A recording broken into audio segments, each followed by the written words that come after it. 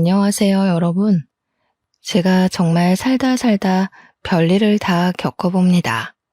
제 나이 40대에 이혼녀가 될 거라고는 생각도 못했을 뿐더러 이런 추잡한 일이 저에게 벌어질 거라고는 상상조차 하지 못했습니다. 누군가에게는 속 터지는 이야기일 수도 있고 혹은 짠하게 들리는 이야기일 수도 있지만 여기다가 풀어놓지 않으면 제 명예 못 죽을 것 같아서 이렇게 이야기를 해봅니다. 참으로 지긋지긋하고 벗어나고 싶기만 했던 생활인데 막상 일이 이렇게 되고 나니까 어디로 가야 할지 길을 잃은 아이처럼 살게 되네요. 제 이야기를 끝까지 들어주신다면 저에게는 더할 나위 없는 힘이 될 것 같습니다. 저는 20대 중반쯤 6살 연상인 남편과 결혼을 하게 되었습니다. 저와 남편의 고향은 경북 상주였고 가부장적인 남편네 집에서 그러니까 시댁에서 어린 마음에 상처를 받으며 고생고생하며 신혼살림을 했습니다. 남편이 그때까지 제대로 된 직장이 없었기 때문에 곶감 농사를 하는 시댁에서 호되게 혼이 나면서 일을 도우며 살고 있었죠. 고생 끝에 낙이 온다고 줄줄이 낙방만 하던 취업이 드디어 성공을 하고 말았습니다.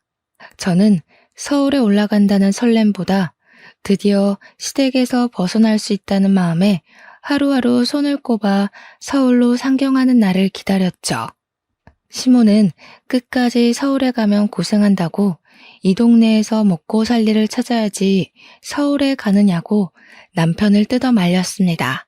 하지만 그때에는 서울에 간다는 사실 자체가 성공을 했다는 증명이기도 했기에 남편은 그 손을 뿌리치고 저와 서울에 올라왔습니다. 처음에 상주 촌년이 서울의 빌딩 숲을 보고 얼마나 놀랬는지 모릅니다. 서울에 오니 시집살이 시키던 시모가 없어서 얼마나 행복했는지 마음의 안정이 빠르게 찾아오더라고요. 제가 또 하필이면 친정 부모 없이 자란 천의 고아였거든요. 제가 어릴 때 두 분 모두 돌아가신 걸로 알고 있습니다. 물론 정확한 사정은 모르지만 동네 사람들이 저를 품앗이하듯 키워주셨는데 모두들 저에게 부모님이 돌아가셨다고 말을 해주셨어요. 저는 마을 주민들의 도움이 없었더라면 한겨울에 추위에 얼어 죽었거나 배가 골아 죽었을지도 모릅니다. 저는 어릴 때부터 마을에 온갖 자비를 하면서 밥을 얻어먹었고 학교를 다녔습니다. 그래서 지금 남편과 결혼한다고 시댁을 방문하여 인사를 드렸을 때 시모는 밥주걱을 저에게 던지시기도 했었습니다. 어디 만날 여자가 없어서 마을 사람들이 업어 키운 계집애를 데리고 오냐고 부모 목숨 뺏어간 계집애라고 재수없다고 하셨습니다. 남편이 박박 우겨서 결혼을 하긴 했는데 취업이 되지 않아서 2년 동안 시댁에 얹혀 살아야 했죠. 그 인연이 정말 저에게는 두 번 다시 겪고 싶지 않은 지옥의 기간이었습니다. 세상에 시집살이를 이렇게까지 시킬 수 있나 싶을 정도로 저희 시모는 지독한 사람이었습니다. 상주가 또 곶감이 워낙 유명한 곳이지 않겠습니까? 시댁이 꽤 큰 농장을 가지고 있었는데 인터넷에 상표만 쳐도 줄줄이 고급 곶감으로 나오는 그런 업체를 운영하고 계셨습니다. 그 곶감을 제 손으로 일일이 말리고 털어내고 엮고 하면서 만든 것입니다. 그거야 뭐 잡노동이기도 했고 밥을 얻어먹기 위해 다른 집에서도 했던 일이기에 익숙하긴 했던 터라 괜찮았습니다.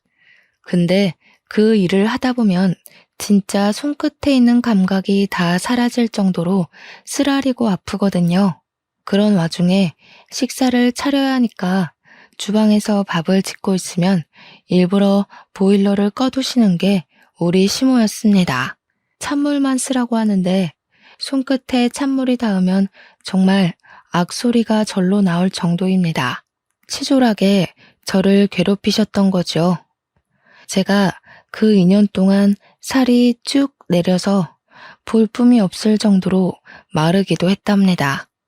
오죽하면 동네 아주머니들께서 그 집 시집살이가 얼마나 심하면 우리 끝순이 살이 다 빠져서 시체 같다고 할 정도였습니다. 아, 제 이름이 끝순이는 아니지만 동네 품앗이를 하며 자랐다고 하지 않았습니까? 동네 분들은 애칭처럼 저를 모두 끝순이라고 불러주셨습니다. 집안의 막내딸이다 하시면서요. 동네 분들이 전부 제 어머니이자 아버지셨죠. 아무튼 서울에 상경을 하고 나니 세상에 이렇게 멋있는 사람들이 존재할 수 있나 싶더라고요. 길을 가다 마주치는 사람들이 전부 연예인 같고 모델 같고 그랬습니다. 하나같이 세련되고 화장도 어쩜 저리 잘하는지 저 같은 촌년은 꿈에도 못 꿀 정도더라고요. 남편은 서울에서 일을 하게 되면서 상주에 있는 시모의 사업장에서 일을 할 때보다 훨씬 많은 돈을 벌기 시작했습니다. 하지만 돈을 많이 벌어봐야 어마어마한 서울 물가에 기가 죽어 저희는 혀를 내두르면서 지내야 했죠. 그나마 시댁에서 저희가 상경할 때 집을 구할 돈을 빌려줘서 다행이었습니다. 그거마저 없었더라면 정말로 지하 단칸방에서 집을 구할 돈을 언제쯤 모으려나 하면서 손가락만 빨면서 지냈을지도 몰라요. 시댁이 곶감 장사를 하면서 꽤 많은 돈을 벌어서 다행이었다고 생각합니다. 물론 시모는 그만큼 저를 부려먹긴 했지만요. 하나뿐인 아들이라고 저희한테 주택 전세를 얻을 만큼은 빌려주었죠. 그 돈을 담보로 저는 또 어마어마하게 시댁에 시달려야만 했습니다. 곶감 철이 아닐 때에도 무슨 일만 생기면 5시간 거리인 상주로 저를 몇 번이나 부르셨습니다. 한 달에 몇 번이나 왔다 갔다 했는지 정말 하루 걸러 상주에 내려갔다고 해도 과언이 아닐 정도였어요. 꽃감을 말릴 철이 오면 내려가서 일을 도와야 했기에 새벽같이 버스를 타고 상주로 내려갔고 시모가 만족할 때까지 일을 해야 했습니다. 당연히 남편은 서울에서 일을 해야 했기에 남편만 서울집에 덜렁 두고 가야 하는 일도 많았죠. 그러던 도중 저의 뱃속에 새 생명이 자라나고 있다는 사실을 알게 되었습니다. 몸에 미열도 있고 속이 메스꺼리고 머리가 아파서 병원에 찾아갔더니 산부인과에 가보라고 하더군요. 그날 남편의 손을 잡고 산부인과에 가서 임신 소식을 알게 되었고 저는 시댁에 연락을 드렸습니다. 제가 임신을 했다고 하니 시모가 저에게 당장 상주로 내려오라고 말을 하셨고 저는 마음을 졸이며 상주에 남편과 내려갔습니다. 시모는 남편에게 잠시 일을 좀 보고 올 테니 집에 있으라고 했고 저는 시모를 따라 나섰죠. 시모의 손에 이끌려 도착한 곳은 다름 아닌 점집이었습니다. 저는 왜 점집에 왔는지 이유를 몰라 시모를 쳐다봤습니다. 그러자 여기가 아주 용한 점집이라면서 군소리하지 말고 따라오라고 하시더군요. 점쟁이 앞에 저를 떡하니 앉히시더니 시모가 아들이요 딸이요 하고 묻는 게 아니겠습니까? 그러자 점쟁이가 인상을 팍 쓰면서 시모한테 당신 집에는 아들 기운이 없어? 라고 호통을 치시는 겁니다. 그 이야기를 듣자마자 시모가 갑자기 일어나라며 제 딸을 질질 끌고는 상주에 있는 작은 산부인과 앞으로 데리고 갔습니다. 병원에 가서 여기 애도 떼주지? 하는데 정말 제 온몸의 피가 차게 식는 듯 했어요. 아직 성별도 나오지 않은 작은 점 같은 아이를, 딸인지 아들인지 모를 아이를 어떻게 점쟁이 말만 듣고 그럴 수 있는지요. 시모가 병원 접수처에서 하는 이야기를 듣자마자 저는 놀래서 뛰어내려갔습니다. 시모가 뒤에서 거기 서라고 쫓아오는 소리가 들렸지만 섰다가는 큰일이 날 것 같았습니다. 신발이 한짝 벗겨진 것도 모른 채로 내달려 공중전화 앞에 섰고 남편이 기다리고 있을 시모 집으로 전화를 걸었습니다. 남편이 받자마자 시모한테 이끌려 동네 산부인과에 갔는데 아들 아닌 것 같다는 점쟁이 말에 수술을 시키려 했다고 두서없이 말을 막 뱉었어요. 남편도 놀래서 제가 도망친 공중전화 앞으로 달려왔고 분노에 휩싸인 남편과 함께 시댁으로 돌아갔습니다. 시댁에 도착하니 시모가 마땅치 않은 얼굴로 저를 바라보며 혀를 끌끌 차고 있더라고요. 그 용한 점쟁이가 우리 집에는 아들 기운이 없다는데 계집이 나와서 어디다 쓸 거냐고 삿대질을 막 하시는 겁니다. 남편이 어디 그런 사기꾼의 말을 듣고 아직 전밖에 되지 않은 아이한테 나쁜 짓을 하려더냐고 같이 성을 냈어요. 그러니까 시모가 밖에서라도 아들을 낳아오라고 대는 이어야 하지 않겠냐고 자기 할 말만 하시더라고요. 남편은 산모 앞에서 그런 이야기 하지도 말라고 하셨고 저는 그제야 한쪽 발이 맨발인 걸 알게 되었습니다. 달리다가 긁힌 건지 발이 상처투성이가 되어 있더라고요. 그 발을 보는데 너무나도 제 처지가 어떤지 느껴졌어요. 시모는 자기한테 성을 내는 아들에게 실망했다며 아들 키워봐야 소용이 없다고 가슴을 막 치셨습니다. 그러자 남편이 아들 키워봐야 소용없는데 왜 우리한테 아들 낳아오라고 타령을 하냐면서 서울 가겠다고 했습니다.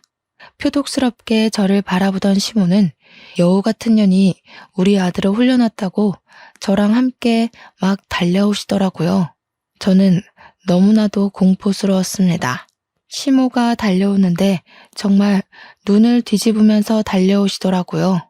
다행히 남편이 왜 이러시냐며 시모를 내동댕이 쳤고 엉덩방아를 찌른 시모는 그 자리에 주저앉아 엉엉 우셨습니다.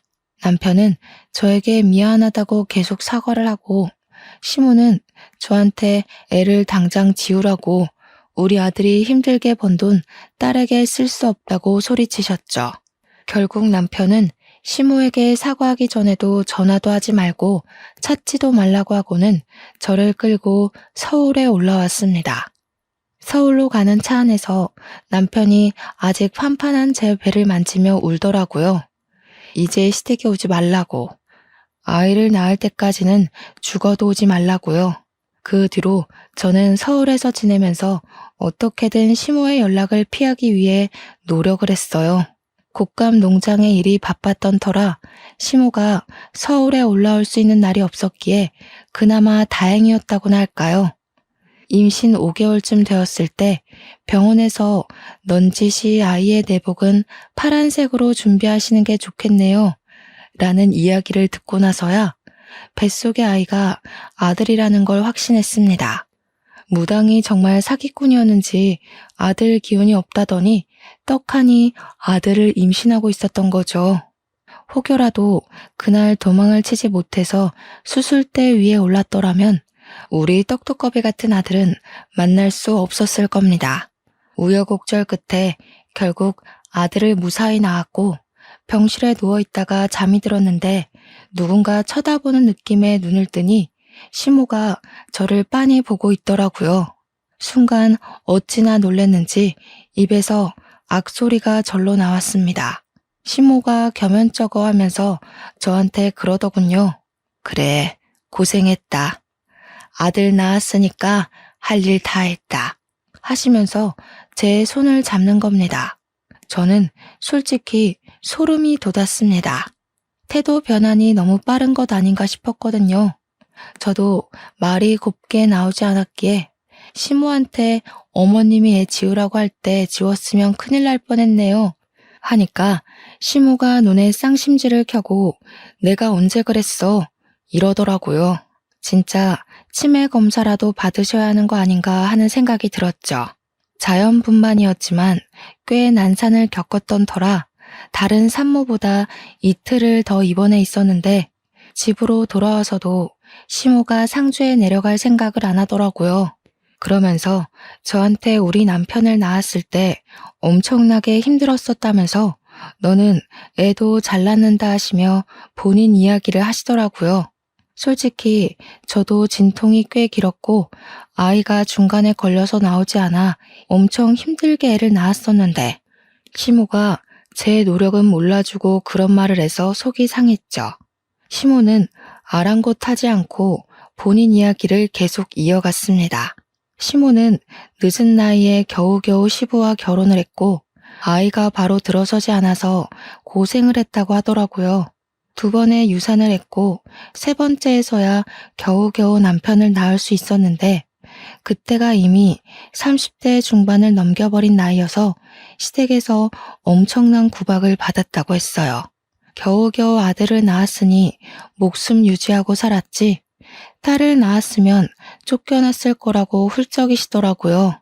그러면서 딸은 전혀 도움이 되지 않는다고 계속해서 이야기를 하시는데 저나 시모나 둘 다 여자 아닌가요? 그냥 그 이야기 자체가 제가 딸을 낳았더라면 널 내쫓았을 거야 하는 이야기로밖에 들리지 않았습니다. 듣기 싫었지만 본인 말만 하시는 시모의 이야기를 끝까지 들을 수밖에 없었죠. 그때는 조리원 같은 게 제대로 되어 있던 시절은 아니었기에 집에서 몸조리를 해야 했습니다. 시모가 상주에 내려갈 생각을 도통 하지 않으니 어쩔 수 없이 집에서 시모와 함께 몸조리를 해야만 했어요. 오유 양이 많아서 전몸살이 땅땅하게 뭉쳐 걸릴 때에 풀어줄 생각은 않고 저한테 잔소리만 하시던 시모. 도무지 누가 누굴 도와주러 온 건지 모르겠더라고요. 거기다가 모유 수유를 할 때마다 자꾸 빤히 보시는데 너무 부끄럽고 부담스럽더라고요. 자기 앞에서 모유 수유를 하라고 우리 손자가 잘 빨아먹는 걸 봐야겠다면서 저한테 계속 이야기를 하시는데 정말 너무 싫었어요. 제가 시모랑 목욕탕도 한번 가본 적 없는 사이거든요. 상주로 내려갈 생각은 전혀 없으시고 자꾸 저를 힘들게만 하시니까 결국 남편한테 도움을 요청했습니다. 어머님이 너무 부담스럽게 하고 사사건건 집안일로 트집을 잡아서 도무지 몸조리를 할 수 없다고요. 그런데 남편이 저한테 그러더군요. 오죽 손자가 보고 싶으면 그런 눈치를 주는데도 여기 붙어 있겠냐고요. 제 편을 들어주겠다던 남편은 아들을 낳자마자 손바닥 뒤집듯이 태세를 바꾸더군요. 몸조리 해야지 하시면서도 손 하나 까딱하지 않으시는 시모 덕에 제가 먹을 미역국도 제가 끓이는 신세가 되었습니다. 시모가 그 정도는 해줄 거라고 생각했는데 제가 미역국을 끓이니 고기를 넉넉하게 넣어야 아범이 좋아하는데 이런 이야기만 하시더라고요. 남편이 퇴근하고 집으로 돌아오면 8시 정도 되는 시간이었거든요. 그러면 저는 이미 일찍 저녁을 먹고 애를 재우고 있는 시간이었단 말이죠. 아무래도 신생아니까 자주 먹고 자주 자고 저도 아이랑 같이 틈틈이 자야 하니까요. 남편이 오는 시간이면 잠에 들 시간인데 그때부터 집안에서 맛있는 냄새가 아주 솔솔 풍기기 시작합니다. 신모가 남편 준다고 그때부터 부지런히 저녁상을 차리는 냄새였죠. 저는 몸조리 해야 된다고 내내 미역국만 먹이시고 그나마 그 미역국도 제가 끓인 거고요. 남편은 바깥일하고 왔으니 몸보신 든든하게 해야 된다면서 갈비찜에 꽃게탕에 난리가 났더라고요. 남편은 제가 뭘 먹으면서 버티는지 모르니까 엄마 손맛이 최고라면서 신나서 어쩔 줄 모르고요. 시모가 또 오죽 남편 입맛을 잘 알겠습니까? 허구한 날 애가 울든 말든 시장 가서 장을 봐오는데 진짜 너무 서럽더라고요. 우는 아이 달래느라 저는 밥이 코로 넘어가는지 입으로 넘어가는지 모르면서 지내고 있었는데요. 어느 날은 애가 새벽 내내 울기 시작하는 겁니다. 배앓이라는 게 뭔지도 잘 모를 때라 그저 아이가 잠투정을 한다고 생각했죠. 동네가 떠나가라 얼굴이 새빨갛게 변할 정도로 자지러지면서 울기 시작하는데 시모가 갑자기 부부 침실에 문을 벌컥 열고 들어오더라고요. 아무리 애가 운다고 해도 그렇지. 부부가 사용하는 침실을 노크도 없이 야밤에 벌컥 열고 들어온다는 게 상상이나 가시나요? 그러더니 저보고 성질을 확 내면서 애를 안고 나가라는 겁니다. 제가 네? 무슨 말씀이세요? 하고 물어보니까 남편 잠 못 잔다고 나가래요. 주섬주섬 애를 포대기에 업고 나오니까 거실에 있지 말고 밖으로 나가라는 겁니다. 시모 본인이 남편이 아기 때 울면 그렇게 밖으로 나가서 동네를 몇 바퀴 돌았다면서 저보고 나가래요. 아무리 여름이라지만 모기도 많고 할 텐데 어딜 나가냐고 했더니 저한테 그럼 우리 아들 잠도 못 자고 출근하라는 게야? 난리가 났더라고요. 결국 저는 애만 덜렁 안고 쫓겨나서 어쩔 수 없이 애를 재우기 위해 동네를 세 바퀴나 돌았습니다. 그 뒤로는 애가 밤에 울기만 하면 저보고 나가서 애 달래고 오라고 하더라고요. 도대체 저는 잠을 언제쯤이나 잘 수 있는 걸까요? 그렇게 몸조리도 못하고 동네 돌고 밥도 제대로 못 먹고 하니까 결국 제 몸이 망가져 쓰러지고 말았습니다. 병원에서 눈을 딱 떴는데 시모가 혀를 끌끌 차면서 이제는 또 몸이 허약해서 문제라고 하시는 겁니다. 저한테 그래서 둘째는 언제 가지고 언제 낳을 거냐고 돈 잡아먹는 귀신이 붙은 게 틀림없다 하시더군요. 병원에 이렇게 누워있으면 하루에 돈이 얼마가 깨지는지 알고는 있냐면서 저 때문에 남편만 고생하게 생겼다고 하는데 너무 서러웠습니다. 제가 엉엉 울고 있자 의사가 들어오더니 안 그래도 쓰러진 사람인데 자꾸 울면 탈수 온다고 물 많이 마시라고 하더라고요. 그러면서 하는 말이 출산한 지 얼마 안 돼서 영양분을 골고루 많이 섭취하셔야 되는데 영양분이 모자라대요. 현대 사회에 영양실조로 쓰러져서 실려오는 사람이 몇 없다고 잠도 못 자고 지금 몸이 말이 아닌 상태라고 하더라고요. 그러면서 멀찍이 있는 제 남편한테 육아도 도와주시고 몸조리도 도와주셔야지요 하더라고요. 생판 남인 의사 선생님도 제 편을 들어주는데 진짜 너무 서러우니까 아무 말도 못 하겠더라고요. 근데 남편이 거기서 뭐라는 줄 아세요? 고기 반찬을 그리 먹는데 왜 영양실조가 오지? 하더이다. 악에 바친 제가 막 이야기를 했어요. 그 고기 반찬 어머님이 넣어놔 주지 나는 미역국만 먹었다고. 당신이 미역국 안 먹는 거 알자마자 미역국에 고기 조각도 못 넣게 한다고 막 소리를 질렀습니다. 시모가 저한테 미친 개야? 하면서 난리를 치는데 의사가 고개를 절레절레 흔들면서 고기 많이 드세요 하더라고요. 그날 수액을 다 맞고 퇴원을 하려고 하는데 시모가 보이질 않더군요. 어머님 어디 갔냐 물어보니 상주로 내려가셨다고 남편 보기 부끄러워서 도망을 가신 겁니다. 그 뒤로는 남편이 의사 말이 마음에 걸렸는지 고기 사 먹으라고 돈을 막 쥐어주더라고요. 그래서 원 없이 고기 구워 먹었습니다. 아들이 100일쯤 지나니까 육아도 할만하더라고요. 아이를 키우면서 누가 제일 보고 싶었는지 아세요? 나를 낳아준 부모도 아니고 자기 자식도 아닌데 저를 챙겨주시고 키워주셨던 상주 사람들이 보고 싶더라고요. 우리 끝순이 끝순이 하면서 저를 정말 막내처럼 챙겨주셨던 그 어르신들이요. 산후 우울증이라는 게 이렇게 찾아오는 건지 꿈에도 몰랐습니다. 하루 종일 쳇바퀴 돌듯이 아이가 일어나면 분유를 먹이고 눈 맞추고 놀아주다가 또 분유를 먹이고 울면 달래주고 하루 종일 그러고 있으니까 너무 우울하더라고요. 남편은 바빠서 주말에도 출근하기 일쑤였고 바깥 바람을 제대로 쐬지 못하니 너무 답답했어요. 남편이 돈을 많이 벌어다 주면 뭐합니까? 돈을 쓸 시간이 없는데. 그렇게 아이가 태어난 지 5개월이 지났을 무렵 시댁에서 어김없이 저를 찾는 전화가 걸려왔습니다. 겸사겸사 애도 보고 싶고 제가 할 일이 있으니까 상주에 애 데리고 내려오라고 하시더군요. 꽃감 시기가 다가온 것이었습니다. 남편 보고 같이 가주면 안 되냐고 물었더니 일이 바빠서 도무지 같이 갈 시간이 나지 않는다고 혼자 갔다 오라고 하더군요. 저만 홀로 갓난아이를 업고 짐을 싸서 5시간을 버스를 타고 내려갔습니다.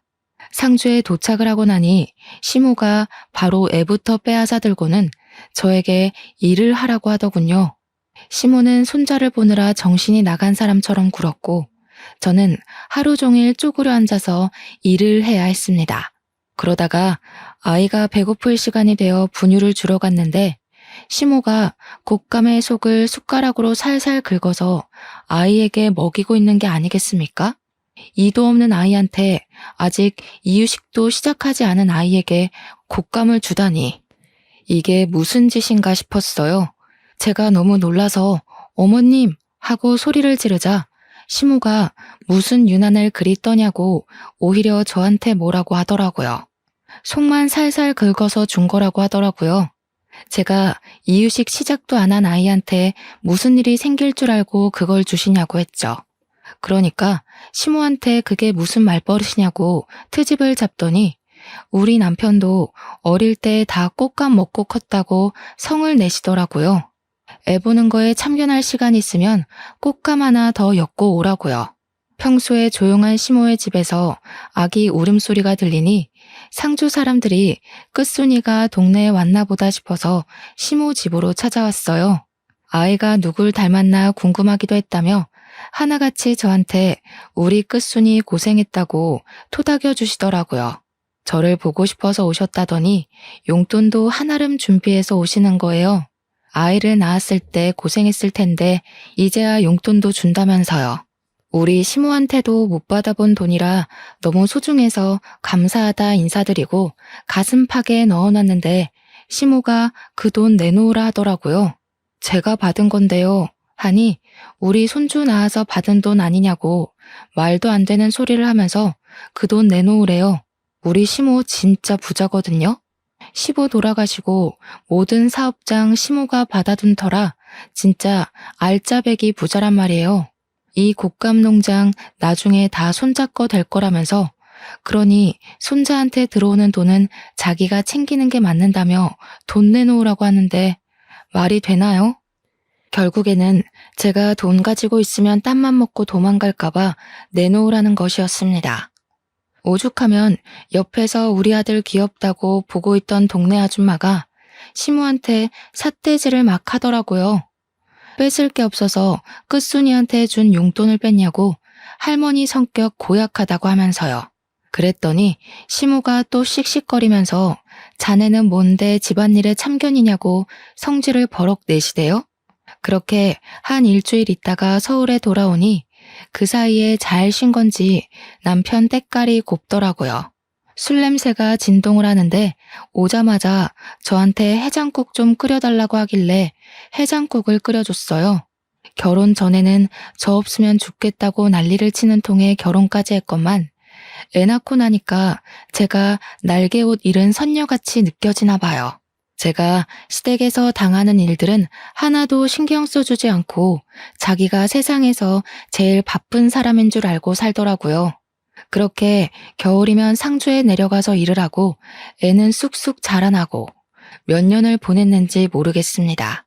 애를 낳은 게 겨우 20대 중반이었는데 벌써 40대를 넘긴 나이가 된 거죠.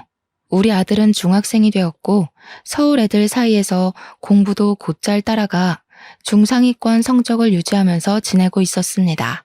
저는 꼬부랑 글씨를 아무리 봐도 모르겠던데 우리 아들은 저한테 차근차근 설명도 참 잘해주더라고요. 나중에 선생님 되는 게 꿈이라면서 열심히 공부할 거라고 했어요. 얼마나 기특하고 예쁜지. 아들이지만 참 순수하고 얌전한 놈이었죠. 하지만 그 행복은 얼마 가지 않았습니다. 집에 큰일이 생기고 말았죠. 바로 평생 동안 저를 괴롭히고 정정하게 살 것 같았던 우리 시모가 풍으로 쓰러지게 된 겁니다. 처음에는 거동도 제대로 못하시는 바람에 집에서 수발을 들어줄 사람이 필요해졌어요. 아들은 중학생이고 남편은 직장 때문에 움직일 수 없고 저 또한 집안일을 챙겨야 하는 입장으로 시모 옆에 내내 붙어 있을 수가 없었기에 간병인을 구했습니다. 그런데 시모의 성격이 어찌나 괴팍한지 다들 대충 아시잖아요. 간병인들이 도무지 버텨내지를 못하는 겁니다. 시모가 사사건건 입만 살아서 트집을 잡아대고 욕을 해대고 하니까 간병인들이 도망을 간 거예요. 한 달 동안에만 3명의 간병인이 도망을 가게 되면서 결국 남편은 저에게 부탁을 하더라고요. 애는 공부를 해야 하고 자기는 일을 해야 하니 집에서 그나마 시간이 남는 저보고 수발을 들어달라고요. 이게 사실 부탁인지 명령인지는 잘 모르겠지만 남편이 해달라고 하는데 제가 어떻게 거절을 하겠습니까? 결국 제가 짐을 싸서 상주로 내려가게 되었습니다. 서울에 언제 올 수 있을지 기약 없는 상주행이었죠. 제가 내려가니까 누워서 꼼짝 못 하시던 시모가 잘 왔다고 하시더라고요. 그동안 간병인들이 어찌나 하는 일이 없던지 속이 답답할 지경이었다면서 일은 우리 며느리가 잘하지 하시는데 무섭더라고요. 그 말이 칭찬이 아니라 앞으로 내가 널 부려먹을 거다 하는 경고같이 느껴졌어요. 순간 신혼 2년 동안 시집살이를 했던 일들이 새록새록 떠오르대요. 그렇게 옆에서 병수발을 들면서 시모가 거동을 조금씩이라도 할 수 있도록 시모를 끌어안고 움직이기 시작했습니다. 시모가 한번 쓰러지고 나니까 화내는 기력도 예전만치 못한지 저한테 잔소리도 하도 줄이시더라고요. 물론 이렇게 수그러들기까지 꽤 시간이 흐르긴 했죠. 간병하겠다고 내려간 첫날 오줌 누는 요강을 제때 비우지 않았다고 그 요강을 저한테 던지셨거든요. 안에 가득 차 있던 소변을 뒤집어 썼을 때는 정말 화가 머리끝까지 나서 시모한테 소리를 고래고래 질렀습니다.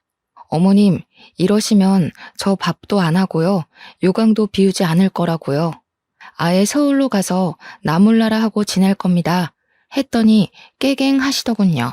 제가 정말 짐부터 싸고 아무것도 하지 않자 저한테 처음으로 미안하다고 먼저 사과까지 하셨습니다.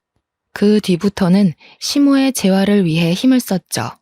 그나마 남편이 돈을 꼬박꼬박 보내주어서 읍내에 있는 정형외과 선생님의 도움을 받아 마사지도 해드리고 거동을 도와주는 보조기구도 샀어요. 하지만 시모를 돌보는 일만 저에게 주어진 것은 아니었습니다. 우리 시모 농장의 규모가 꽤 컸거든요. 곶감 사업장도 큰 업체였고요. 그 관리가 전부 제 몫이 되고 만 거죠. 시모가 움직일 수 없으니 제가 매일같이 출근을 해서 농장을 한두 시간 돌봐야 했습니다. 시모가 낮잠을 자는 틈에는 공장 시차를 가고 시모가 깨어있을 때는 식사도 차려야지, 씻겨드려야지, 운동도 해야지. 엄청 바빴습니다. 얼마나 깔끔을 떠는 분이신지 하루에 한 번 씻지 못하면 혓바늘이 돋는다고 하시더라고요. 처음에는 시모가 목욕하는 것만 옆에서 도와드렸는데 결국에는 저도 온몸에 물을 뒤집어 쓰게 되더라고요. 그래서 그냥 시모랑 같이 씻게 되었죠. 정정할 때는 목욕탕 한 번 같이 가본 적 없는 사이였지만 늙어서 하게 되네요. 시모 등도 빡빡 밀어드리고 씻고 나서 머리도 정갈하게 정리해드리고 스킨 로션도 다 발라드리고요. 거동을 조금씩 하게 되긴 했지만 화장실이 급할 때는 제가 똥오줌도 다 받아드리고 했어요. 식사를 하실 때도 손을 자꾸 떠시니까 제가 먹여드리게 되었고요. 그렇게 3개월을 조금 넘는 시간 동안 시모와 둘이 상주에서 지내게 되니까 서울에 있는 남편이랑 아들이 문득 궁금하더라고요. 그래서 전화를 했더니 아들이 받는 겁니다. 잘 지내냐고 물어보니까 애가 기가 팍 죽은 목소리로 응 하고 대답을 하는데 서글펐어요. 밥은 잘 챙겨 먹는 거냐고 엄마가 주말에 한번 올라가겠다고 하니 제가 보고 싶어 죽겠다고 이야기를 하더라고요. 아들이 그렇게 이야기를 하니까 당장이라도 달려가고 싶은 마음이 들어서 시모에게 이야기를 했죠. 주말에 서울에 좀 다녀올게요 하니까 제가 없으면 불안한 시모가 손자를 상주로 오게 하면 안 되냐고 하는 겁니다. 그래서 아들에게 혹시 주말에 상주로 내려올 생각 있냐고 물어보니까 냉큼 오겠다고 하더라고요. 아들 사랑, 손자 사랑이 대단한 우리 시모는 우리 아들이 내려오자마자 신이 나서 난리가 났습니다. 예쁘다 예쁘다 하면서 아들한테 어디 숨겨놨던 돈을 막 주는 거예요. 그러면서 넌지시 아범은 왜 안 내려오냐고 물어보더라고요. 아들이 아빠 바쁘대요. 저만 다녀오랬어요 하는데 시모 얼굴에 실망이 가득하더라고요. 금이야 오기야 키운 아들이니까 더 서운하고 그랬겠죠. 자식 새끼 키워봐야 소용 하나도 없나 하시는데 제 마음이 더 무너지는 것 같았습니다. 그렇게 주말이 지나고 아들이 올라가니까 시모가 너무나도 적적해해서 남편에게 전화를 걸었습니다. 여보, 주말에 상주 좀 와. 어머님이 보고 싶으신가 봐. 하니까 남편이 저한테 자기는 뭐 서울에서 놀고 있는 줄 아냐면서 바쁘다고 아무 때나 전화하지 말래요. 그러더니 전화를 뚝 끊어버리는 게 아니겠어요? 황당해서 허 하고 있는데 시모가 아범이니? 하시대요. 그래서 아니에요, 친구예요 했습니다. 시모가 넌지시 아범이 참 못됐어 못됐어. 어찌 제 어미가 아픈데 한 번을 안 오냐고 하더라고요. 그래서 제가 있잖아요. 어머님, 제가 살가운 며느리는 아니었죠. 하니까 시모가 갑자기 눈물을 훔치시는 겁니다. 아니다, 얘야. 내가 못됐지. 허구한 날 찬물에 설거지 시키고 시집살이 시키고 그때는 우리 아들이 뭐가 모자라서 너랑 결혼하나 했다. 내가 우리 손주 밖으로 나오지도 못하게 할 뻔했고 이 늙은이가 이제 와서 벌 받는갑다. 그렇게 말씀하시는데 저도 눈물이 주르륵 나더라고요. 그러면서 시모가 저한테 자기 죽으면 그래도 곶감 손질도 다 할 줄 알고 공장 굴러가는 법도 알고 있으니 사업체를 물려받으면 되지 않겠냐고 하시더군요. 애는 서울에서 공부시킨다 해도 저는 여기 내려와서 가업 이어나가면 돈 걱정은 없이 살 수 있을 거라고요. 옛날에는 다 제가 싫고 미워서 그런 잡일들을 시키는 거라고 생각했는데 그게 아니었던 거죠. 곶감 엮는 것부터 고르는 법 하나하나 시모가 저를 붙잡고 알려주었던 게 생각이 나더라고요. 그게 다 나중에 저에게 이 사업체를 물려주기 위해서 알려주셨던 거였어요. 그렇게 시모랑 부대끼며 산 지 1년이 조금 넘었을 때 저와 시모는 정말 많이 친해졌습니다. 그동안 우리 아들도 주말이면 상주에 내려와서 지냈고요. 그러면 제가 또 반찬 같은 걸 바리바리 싸서 보내주곤 했어요. 우리 아들 잘 먹고 잘 컸으면 좋겠어서요. 우리 아들이 어느 날 저에게 자기도 상주에 내려와서 살면 안 되냐고 물어보더라고요. 저는 아들에게 서울에서 공부해야지. 여기는 학교도 없으니까 별로 좋은 환경은 아닌 것 같다고 이야기를 했습니다. 그러니까 아들이 서울이 싫다고 하는 겁니다. 무슨 일 있냐고 물어봐도 아무 일 없다고 말을 하는데 제 마음은 또 그게 아니더군요. 그래서 아들이 자는 사이에 남편에게 전화를 걸었습니다. 밤 11시가 넘어가는 시간이라 남편이 자고 있나 싶긴 했지만 오기가 생기더라고요. 2번, 3번, 4번 전화하는데 계속 받지 않으니까 받을 때까지 전화를 걸었습니다. 11번째 드디어 전화를 받더니 버럭 소리를 지르는 거예요. 야, 왜 자꾸 전화를 하고 그래? 그렇게요. 저는 왜 전화를 안 받냐고, 뭐 하고 있었냐고, 우리 아들한테 무슨 일이 있길래 자꾸 상주에서 살고 싶다고 이야기하는 거냐고 물어봤죠. 그랬더니 저한테 그놈이 상주에 있는데 왜 자기한테 물어보냐고, 서울이 싫은가 보지, 상주에서 살라고 해, 하는 겁니다. 그러면서 돈은 꼬박꼬박 보내줄 테니까 걱정하지 말고 상주에서 지내라고 하는데 순간 느낌이 쎄하더라고요. 이놈이 바람이라도 났나? 왜 자꾸 나랑 아들을 상주에서 못 올라오게 하려는 걸까 싶고요. 자꾸 전화도 피하고 전화하지 말라고 하는 것도 이상하게 느껴졌어요. 전화를 끊고 한참을 전화기 앞에서 멍하니 있었는데 뒤에서 기척이 느껴지더라고요. 아범이 바람이 났다냐? 저는 소스라치게 놀랐습니다.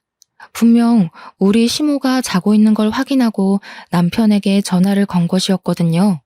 한 번 잠들면 누가 업어가도 모르게 깊게 잠을 자는 시모라서 안심하고 있었는데 거기다가 시모가 9시면 잠자리에 드시거든요. 시간이 11시가 훌쩍 넘었는데 갑자기 일어나서 말을 거시니 제가 얼마나 놀랐겠어요. 바람이라뇨. 에이, 설마요 어머님.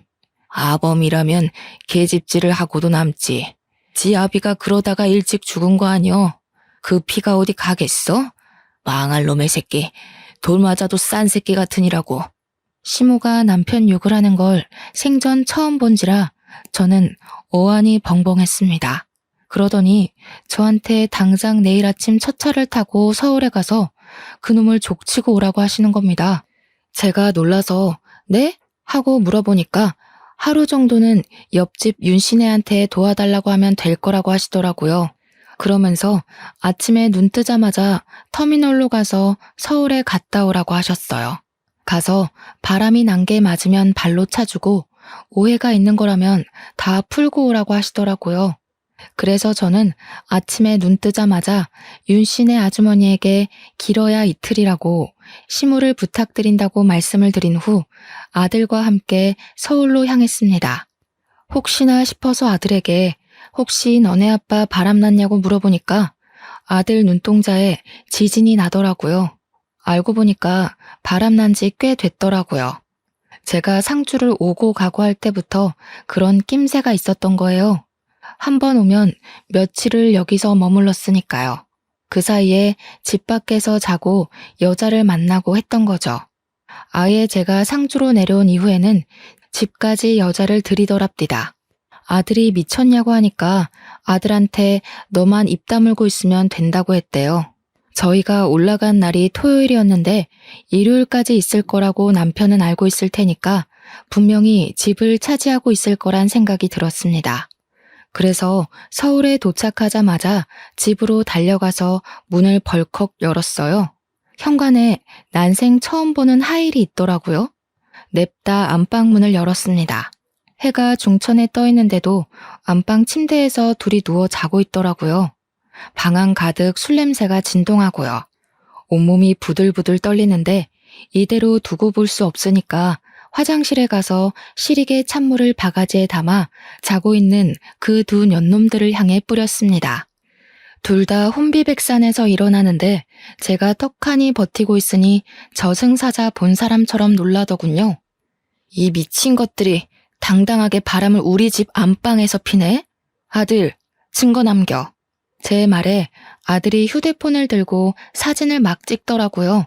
남편이 이게 무슨 짓이야? 하면서 저한테 당장 나가라고 소리를 치는 게 아니겠어요?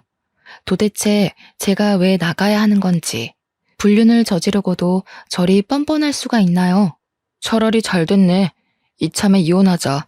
안 그래도 어떻게 말을 해야 할지 고민했는데 내 새 여자가 임신을 했거든. 그러니까 우리 깔끔하게 갈라서 자고. 알겠어? 네가 낳은 아들은 내가 포기해 줄 테니까 둘이 잘 먹고 잘 살면 되겠어. 저한테 너네 둘이서 잘 살아봤자 얼마나 잘 살겠냐마는 이러면서 나가라는데 진짜 바보같이 눈물이 나더라고요. 그 길로 아들과 저는 짐을 싸서 상주로 내려왔습니다. 시모를 보자마자 무슨 정신인지 엉엉 눈물이 나더라고요. 상간녀가 있더라. 그 여자가 임신을 했더라. 나한테 이혼하자더라 했어요. 시모가 한숨을 푹 쉬더니 저한테 이혼해라 하시더라고요. 돈은 넉넉하게 줄 테니까 뒤도 돌아보지 말고 서울 가서 살아 하시는데 제가 가면 시모는 누가 돌보냐고 그 여자가 와서 수발될 것 같냐고 했죠.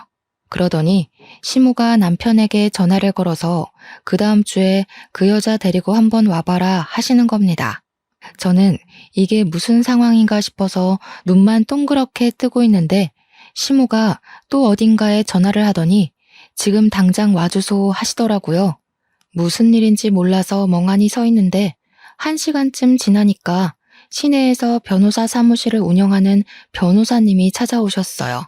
시모가 유언장을 좀 쓰고 싶은데 증여도 가능하죠? 하시는데 저랑 아들은 무슨 상황인지 몰라 가만히 있었죠. 내가 이 집이랑 곡감 농장을 전부 우리 며느리한테 주고 싶은데 며느리한테 줬다간 아들한테 뺏길 수도 있소? 그러니 변호사님이 제가 먼저 사망을 하게 되거나 소송을 걸게 되면 그럴 수 있다고 하시면서 손자에게 증여를 하면 괜찮다고 하더라고요. 시모는 곰곰이 생각하더니 그렇게 하겠다고 하셨습니다. 저와 아들은 소스라치게 놀랐죠. 그러면 증여세를 내가 내더라도 우리 손자한테 증여합시다.